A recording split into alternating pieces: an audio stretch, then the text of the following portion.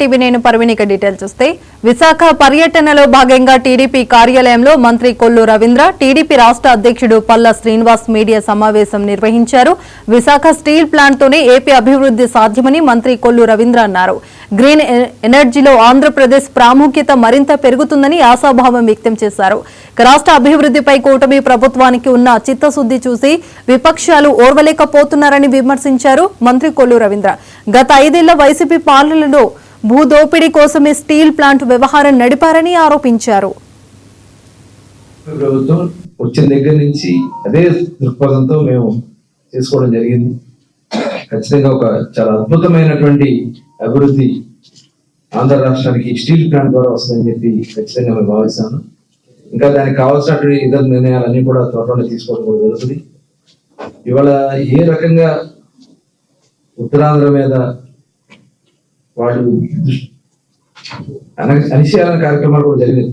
కేవలం భూదోపిడీ కోసం మాత్రమే ఆ రోజున జగన్మోహన్ రెడ్డి గారు ఈ కార్యక్రమాలన్నీ కూడా చేశారు. ఇక్కడ విశాఖపట్నంలో రైల్వే జోన్ కేంద్ర ప్రభుత్వం సపోర్ట్ చేసినా కూడా కనీసం ఆ రైల్వే జోన్ ని కంప్లీట్ చేయాలి, దానికి బిల్డింగ్ కట్టడానికి కూడా సపోర్ట్ చేయనటువంటి పరిస్థితి రాష్ట్ర గవర్నమెంట్ మనం చూసాం.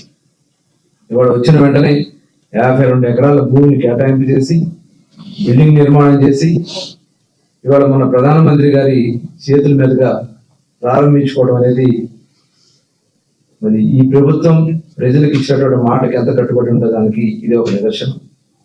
అదేవిధంగా భోగాపురం విమానాశ్రయం ఆ రోజు చంద్రబాబు నాయుడు గారు ఒక ఇంటర్నేషనల్ ఎయిర్పోర్ట్ ఇక్కడ అవసరం, దానికి భోగాపురంలో నిర్మాణం చేయడానికి భూమి కూడా ఆ రోజున మరి ఎక్వైర్ చేసి పెట్టుకోవడం జరిగింది.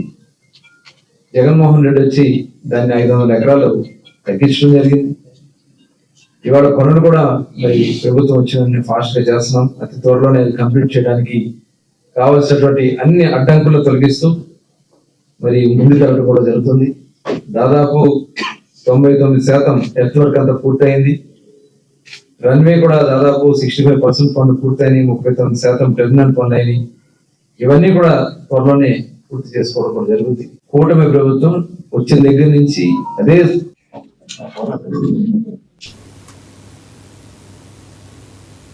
అనంతరం టీడీపీ రాష్ట్ర అధ్యక్షులు పల్లా శ్రీనివాస్ మాట్లాడుతూ కూటమి అధికారంలోకి వచ్చిన కొద్ది రోజుల్లోనే రాష్ట్ర అభివృద్ధికి కృషి చేస్తున్నామని అన్నారు.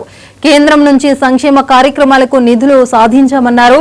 కార్మికులు నిర్వాసితుల పోరాటం మరవలేదని చెప్పుకొచ్చారు. ఇక స్టీల్ ప్లాంట్ ను పూర్తి సామర్థ్యంతో నడిపితే సెయిల్లో విలీనం చేయాలని కోరుతున్నామన్నారు పల్లా శ్రీనివాస్.